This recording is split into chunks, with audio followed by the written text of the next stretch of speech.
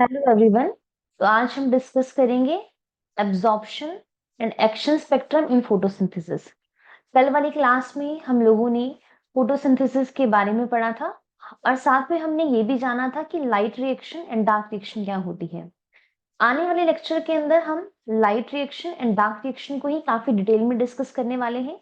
लेकिन आज एक एक्सपेरिमेंट है जो टी.डब्ल्यू. एंगलमैन ने दिया था, वो काफी ज्यादा इंपॉर्टेंट है। तो आज हम पहले उसको डिस्कस करेंगे और इस क्लास के बाद हम लोग डिस्कस करेंगे लाइट एंड हमारा डार्क रिएक्शन। तो शुरू करते हैं।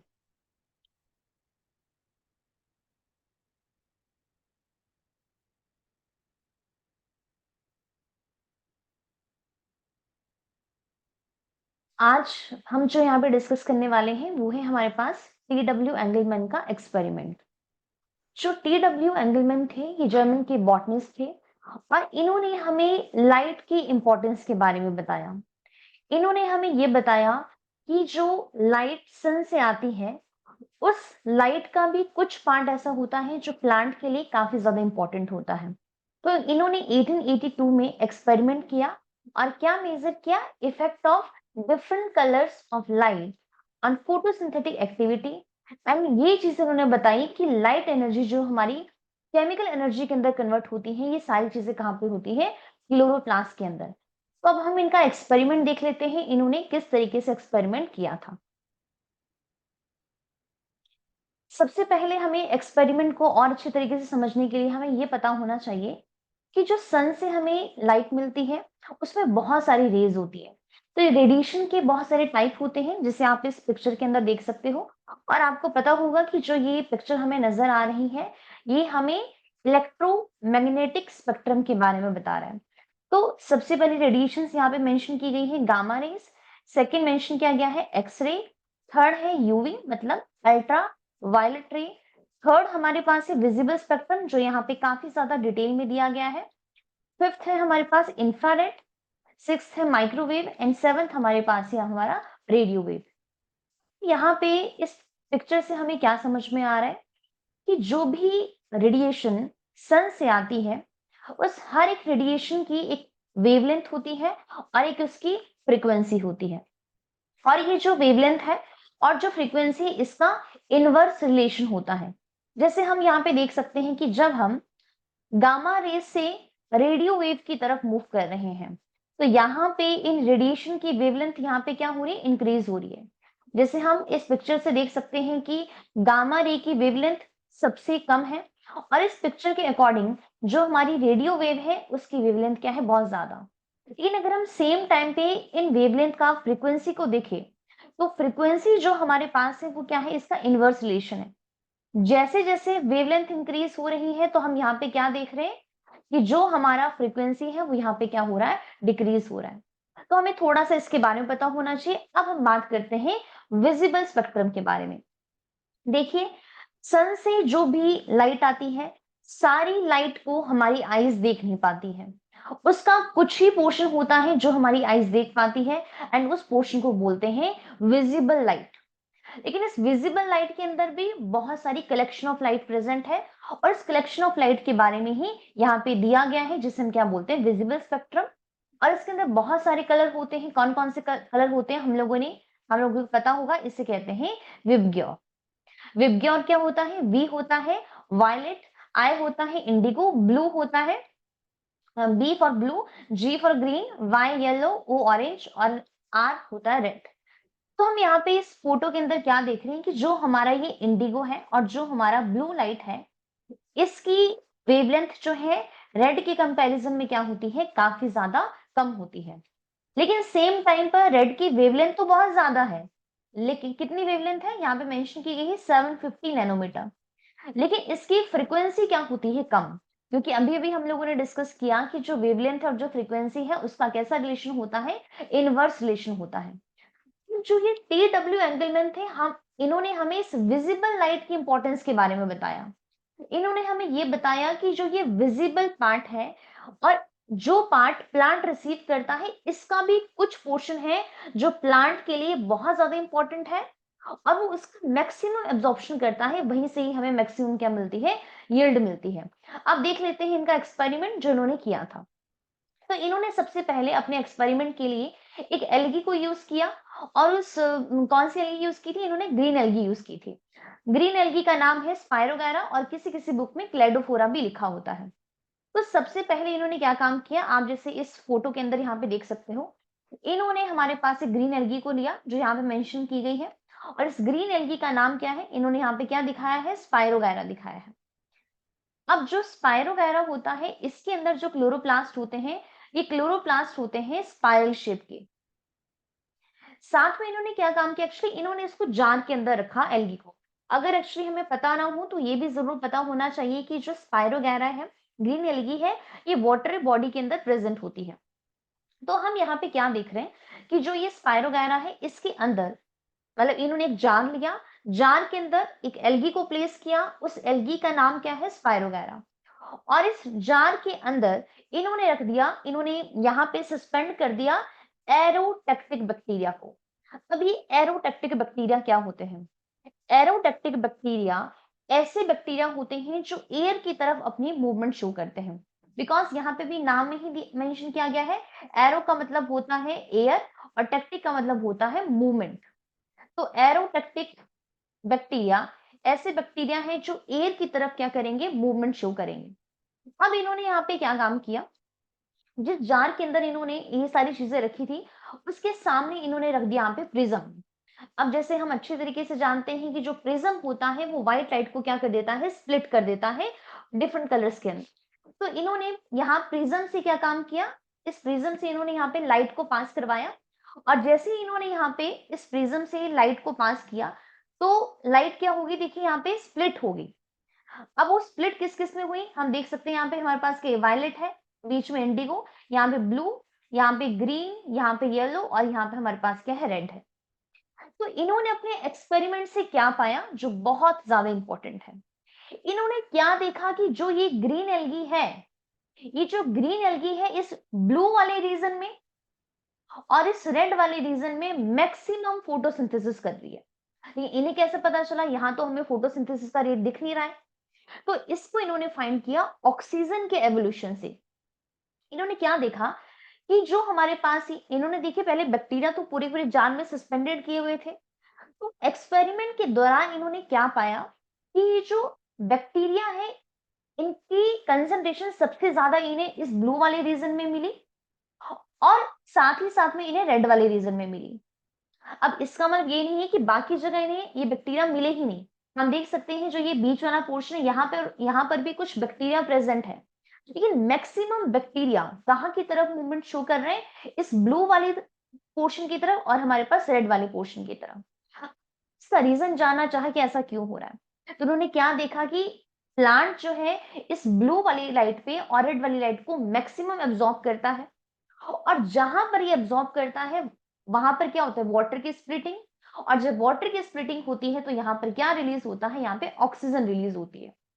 तो जहां जहां ऑक्सीजन रिलीज हो रही है वहां वहां पर ये एरोटेक्टिक बैक्टीरिया क्या कर रहे हैं? अपनी मूवमेंट शो कर रहे हैं। तो इससे इन्हें क्या पता चला कि जो बाकी वाला पार्ट है, जो बाकी वेवलेंथ वाली लाइट है, वो प्लांट क्या करता है? काफी कम एब्जॉर्ब करता है। इसका इन्होंने यहाँ पे ग्राफ भी दिया है, अभी हम उसको भी डिस्कस करेंगे, लेकिन एक बार यहाँ पे इनका कंटेंट भी पढ़ लेते हैं कि इन्होंने यहाँ पे क्या क्या चीजें मेंशन की गई है। जैसे देखिए यहाँ पर दिया गया है कि जो हमारे यहाँ पे डायग्राम डायग्राम दिया गया है, तो टी.डब्ल्यू. एंगलमैन ने क्या किया था? प्रोजेक्ट किया था spectrum of light onto the spiral chloroplast of the filamentous green algae, जिसका नाम क्या है? स्पायरोगायरा। किसी किसी बुक में क्लेडोफोरा भी दिया होता है, आप प्लीज इस चीज का ध्यान रखिएगा। And observe that oxygen seeking bacteria introduced into the system collected in the region of the spectrum where chlorophyll pigment absorb। तो ये जो एक्शन स्पेक्ट्रा है, एक्शन का मतलब भी क्या है? फोटोसिंथेसिस का यहाँ पे एक्शन हमें देखने को मिल रहा है। एक्शन क्या है कि उसने यहाँ पे कितना फोटोसिंथेसिस किया। तो इन्होंने हमें क्या दिया? Gave the first indication of the effectiveness of the light absorbed by the pigment in driving the photosynthesis. इसके अलावा यहाँ पे और भी बहुत सारे डायग्राम है, हम वो भी देख सकते हैं। तो देखिए यहाँ पर भी ऐसे ही शुरू किया गया है कि कौन सी wavelength, which wavelength of the light are most effective in driving the photosynthesis. तो अगेन एक्सपेरिमेंट हमारे पास क्या था? Absorption and action spectra. और ये एक्सपेरिमेंट किसने किया था? थियोडोर डब्ल्यू एंगलमैन ने, जिन्होंने रिवील किया which wavelength of light are photosynthetically active, sorry important. तो फोटोसिंथेटिकली कौन सी लाइट इंपॉर्टेंट होती है? रेड लाइट इंपॉर्टेंट होती है, और साथ में ब्लू वाली लाइट क्या होती है? इफेक्टिव होती है। लेकिन अगेन अगर दोनों में पूछा जाए ज्यादा इफेक्टिव कौन सी है, तो हमारे पास यहाँ पर जो ब्लू वाली लाइट होती है वो ज्यादा इफेक्टिव होती है। अगेन हम यहाँ पर ये वाला ग्राफ भी हम देख सकते हैं। यहाँ पर देखिए स्पेसिफिक क्लोरोफिल के बारे में बताया गया है। अगर हम इस पहले वाले ग्राफ को देखें, तो ये जो पहले वाली पिक्चर है ये हमें absorption of light by the chloroplast pigment उसके बारे में बता रहा है। अगेन यहाँ पे एक्स एक्सिस पे क्या लिया गया है? यहाँ पर ली गई है लाइट की वेवलेंथ, जिसको यहाँ पे चेक किया जा रहा है नैनोमीटर में। और यहाँ पर टोटल 3 पिगमेंट लिए गए हैं, chlorophyll A, chlorophyll B and third pigment लिया गया है कैरोटीनॉइड। तो वो क्या देख रहे हैं कि जो हमारा क्लोरोफिल ए है इसका मैक्सिमम एब्जॉर्प्शन इस वाले रेंज में हो रहा है 400 से लेके 450 तक। इसके बाद देखिए इसने एब्जॉर्प्शन बिल्कुल ना के बराबर की है, और फिर जो 700 नैनोमीटर वाली लाइट है, मतलब जो रेड वाली लाइट है, यहाँ पर भी एब्जॉर्प्शन कर रहा है। नेक्स्ट अगर हम यहाँ पर देखें क्लोरोफिल बी का, तो क्लोरोफिल बी ने भी अपना मैक्सिमम एब्जॉर्प्शन कहाँ पे किया है? इस ब्लू वाले पार्ट के अंदर किया है, और अगेन थोड़ा सा एब्जॉर्प्शन इसने किया है रेड वाले रीजन में। लेकिन अगर हम कैरोटीनॉइड्स की बात करें, इसका एब्जॉर्प्शन तो जस्ट ओनली इस वाले पार्ट में ही हुआ है, आगे तो बिल्कुल भी नहीं हुआ है। तो इससे हमें यही पता चलता है कि कौन सी लाइट, मतलब लाइट की भी क्या होती है, इंपॉर्टेंस होती है प्लांट के लिए। तो यही हमारे पास क्या है? Absorption spectra. अब जहां-जहां पर इन्होंने लाइट को अब्सॉर्ब किया, इसी के ही देखो रिस्पेक्ट में हमारे पास यहाँ पे दिया गया है इसका एक्शन स्पेक्ट्रम। ये नीचे वाला जो डायग्राम है, ये वाली पिक्चर हमें इसके एक्शन स्पेक्ट्रा के बारे में बता रही है। एक्स एक्शन का मतलब यहाँ पर क्या है? रेट ऑफ फोटोसिंथेसिस, मतलब हम यहाँ पे इसके एक्शन को कैसे चेक कर रहे हैं कि कितना वहां पे ऑक्सीजन क्या हुआ है, रिलीज हुआ है।